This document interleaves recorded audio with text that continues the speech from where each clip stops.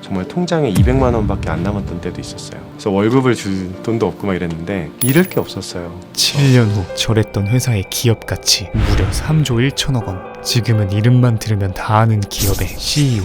이 형님, 7년간 대체 무슨 삶을 살아오신 걸까요? 바로 시작합니다. 스마트폰의 보급률이 80%를 넘으면서 사상 최대치를 기록했습니다. 이제는 우리 손에서 뗄래야 뗄 수 없는 스마트폰. 전화, 메시지, 사진, 쿠키런 킹덤, 그리고 지무비 시청에 이르기까지 가히 만능에 가까운 인류 최고의 발명품. 모든 분야를 한층 더 편리하게 만들었다고 해도 과언이 아니죠. 하지만 이 좋은 아이템을 두고서도 불과 몇 년 전까지 너무나 불편하게 이용하고 있던 것이 있었으니 거의 100년 동안 그 구조가 바뀌지 않고 있어요. 사실은 바꾸지 않고 있는 거죠. 바로 금융이었죠. 그런데 이 사람들이 금융을 바꾸겠다고 하는 거예요. 그들이 나타납니다. 이 불편함을 당연한 듯 생각하고 소비자들은 일상생활을 겪어가는데 그게 과연 진짜 맞는 걸까? 불편함, 모든 위대한 발명품들과 마찬가지로 첫 시작은 이 단어에 대한 탐구로부터 시작되었죠. 사실 저희는 금융을 하려는 생각이 있지는 않았고요. 그냥 사람들의 삶에서 제일 자주 하는 건데 너무 불편한 게 뭐가 있지? 이런 거에 집중했던 것 같아요. 이와 비슷한 생각을 가지고 설문조사를 돌려보며 아이디어를 생각해보는 기업이나 사람들은 많지만 이들이 불편함을 알아보는 방법은 아주 독특했습니다. 그 당시 있었던 초기 멤버 5명이 서울 각지를 돌아다니면서 하루 종일 사람들의 삶을 관찰했었어요. 다소 원시적이고 품이 많이 들지만 가장 확실하게 알아볼 수 있는 방법이었죠. 그리고 그 결과 제일 불편해 보였던 것은 인터넷 뱅킹이나 모바일 뱅킹은 진짜 무슨 다른 앱인 것처럼 너무 불편하게 구성이 돼 있는 거예요. 누구나 한 번쯤 액티비엑스 깔다가 공인인증서 발급받다가 진짜 다 죽여버리고 싶을, 아니 매우 화가 나신 적이 있을 겁니다. 바로 그 포인트였죠. 그래서 만약에 이걸 정말로 간편하게 만들 수만 있다면 수많은 사람들의 삶과 그들의 시간도 엄청나게 세이브해줄 수 있겠다. 그렇게 시작된 그들의 첫 스타트업 비바 리퍼블리카. 거대한 포부를 가지고 시작한 만큼 초창기 멤버들의 기억 또한 화려합니다. 취업 사기를 당한 느낌이 들었어요. 당시에 남성 사우나 옆에 있는 되게 허름한 건물로 오라고 하더라고요. 사무실은 되게 허접하고 문막이었습니다. 거지 속은 구린 사무실에 다닥다닥 붙어 앉아서 회사를 운영하기 위한 최소한의 사람들만 있었던 상태였죠. 전설은 아주 열악하게 시작되었죠. 그럼에도 불구하고 불편함에서 불을 지워버리는 획기적인 아이디어를 본 사람들의 반응은 아주 폭발적이었습니다. 심지어 서비스가 출범하기도 전 어떤 서비스인지에 대한 소개 웹사이트만 있었을 뿐인데도 머스크 형님이 트윗질 해준 것 마냥 순식간에 입소문이 나기 시작했죠. 이런 폭발적인 반응에 직원들도 그냥 가만히 손을 놓고 있을 수가 없는 거예요. 알아서 불타오르기 시작합니다. 그 당시에 내가 할 수 있는 거 전체 지점장님들한테 손편지를 다 썼어요. 그거를 몇백 통을 다 써가지고 보내기도 하고 이런 열정을 보일 수 있었던 이유는 우리 서비스에 미친 듯이 열광하는 100명만 있어도 이거는 언젠가 성공할 수 있다라는 생각이 있었어가지고 성공에 대한 확신과 믿음 때문이었죠. 그 결과 서비스 출시 2달 만에 대박을 터뜨리기는 기력불 셧다운 당합니다.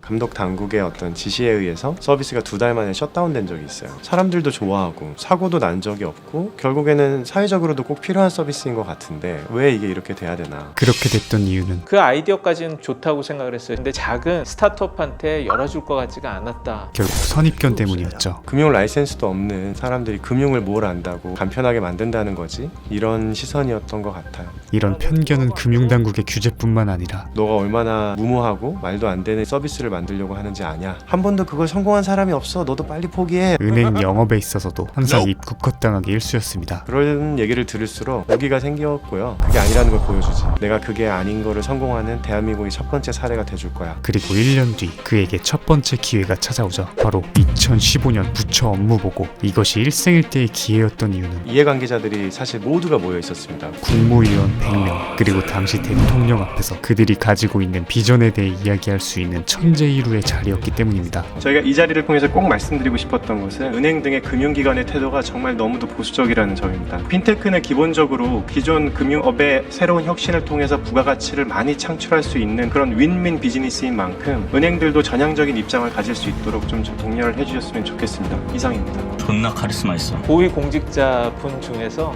저 때 그 사람 거의 미친 사람인 줄 알았다. 그게 될 거라고 생각하지 않았다. 그런 말씀을 하시더라고요. 이렇게 어떻게든 인식은 개선시켜 놓았으나 이제 중요한 것은 사업을 시작할 투자금이었죠. 시작에 필요한 돈은 무려 10억. 허나 당시 회사가 보유한 돈은 마이너스 2억, 즉 빚만 2억이었죠. 하지만 그럼에도 포기하지 않고 5년 동안 근성 있게 달린 결과 두 번째 기회가 찾아옵니다. 바로 투자경진대회, 그리고 그곳에서 만난 귀인이었죠. 여러 개 회사 중에 하나로 나와서 경쟁하는 대회였고 저는 심사위원이었어요. 그는 이승건 대표의 아이디어와 발표에 엄청난 매력을 느끼게 되고 심사위원이기에 앞서 투자자로서 승부수를 띄웁니다. 욕심이 나서 일부러 낮은 점수를 주고 따로 만났어요. 따로 만난 다음에 너 나하고 일 하나 같이 하자. 게다가 생각하는 금액보다 2배로 일단 시작하자. 아주 공격적인 투자자였죠. 그렇게 기적적인 기사회생과 함께 상당수의 규제마저 풀리며 마침내 2015년 2월 재런칭에 성공합니다.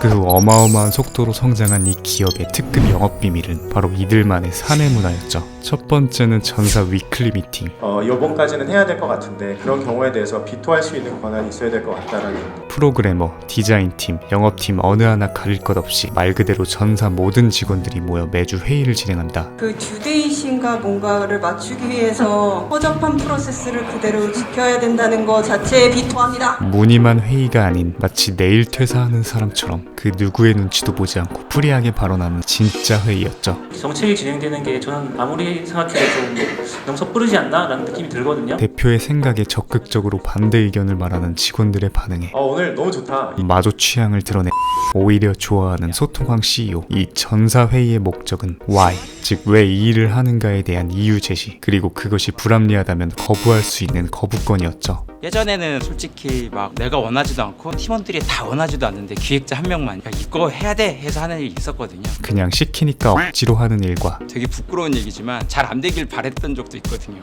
왜 이 일을 하는지 명확하게 이해하고 동의한 후 하는 일, 능률의 차원이 다른 것은 당연한 것이었습니다. 그리고 두 번째 성공 비결은 역지사지. 사용자의 시선에서 사용자에 의한 사용자를 위한 혁신적인 서비스 개발이었죠. 한 가지 예는 바로 그 신용이라는 어떻게 보면은 나의 인생에 있어서 중요한 정보를 나는 모르고 사는 거예요. 언제 알게 되냐면 내가 신용카드를 발급받았는데 거절당했을 때 알아요. 또는 내가 대출을 받으러 은행에 갔는데 너는 은행에서 대출을 못 받아. 이미 늦어버렸을 때 그때 알게 되는 거예요. 삶을 살아가는 데 있어 너무나 중요한 정보이지만 정작 몇 년 전까진 자신의 신용 정보를 아는 사람이 더 적었던 불편함 중 하나였죠. 약간 불공평하다고 생각이 들었어요. 다시 신용정보의 주권을 국민한테 돌려주자. 일단 사용자의 불편함을 발견한 그들은 국내 최초로 내가 원할 때 무료로 내 신용조회를 어떻게 보면 당연한 건데 조회할 수 있게 되는 거. 명확한 목표를 설정한 뒤 2, 3년 만에 거의 누적으로 10,000만 명 정도가 쓰는 서비스가 됐고 이뤄내고 맙니다. 그리고 일상의 불편함을 해결하는 서비스는 결국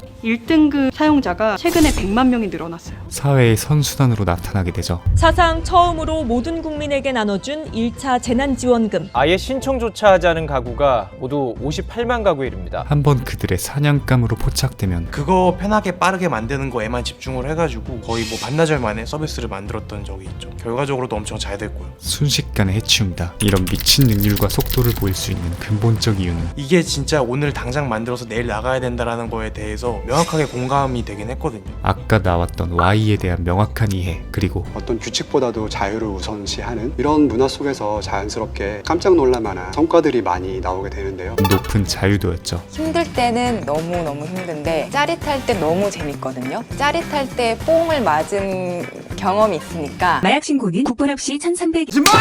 이렇게 주인의식으로 가득 찬 직원들과 함께 끝을 모르고 성장하고 있지만 그렇다고 위기가 없던 것은 아닙니다. 1,700만 명이 가입해 사용하고 있는 모바일 금융 서비스 토스에서 개인정보가 도용돼 몰래 결제가 이뤄지는 사고가 발생했습니다. 금융에서 가장 중요하다고 할 수 있는 보안이 온라인 가맹점 3곳에서 고객 8명 명의로 938만 원이 결제돼 뚫려버린 사건이었죠. 토스가 뚫렸다 뭐 이런 카피가 있었어요. 사실이라면 서비스를 접어야 할 수도 있는 치명적인 상황. 일단 기사 제목이 그렇게 나왔으니까 너무 깜짝 놀라서 확인을 해봤는데 뚫린 거는 전혀 아니고 도용당한 정보로 이제 부정하게 이제 결제가 일어났던 건이었는데 알아보니 개인이 도용당한 비밀번호로 부정한 결제가 일어났던 사건이었죠. 만약에 해킹으로 인한 피해였다면 피해자의 규모가 수천 수만 명이겠죠. 결국 회사에 책임이 없는 사건으로 밝혀졌지만 이런 일을 대할 때 저는 태도가 중요하다고 생각하는데 그들은 피해 금액 전액을 보상해준다. 게다가 이후 고객 피해 전액 책임제를 발표하는데 명의도용 및 보이스피싱 피해에 회사의 책임이 없더라도 고객의 금전 피해는 100% 사측 전액 보장이라는 쌉 해자 제도의 시행이었죠. 이럴 수 있는 이유는 고객의 신뢰와 안전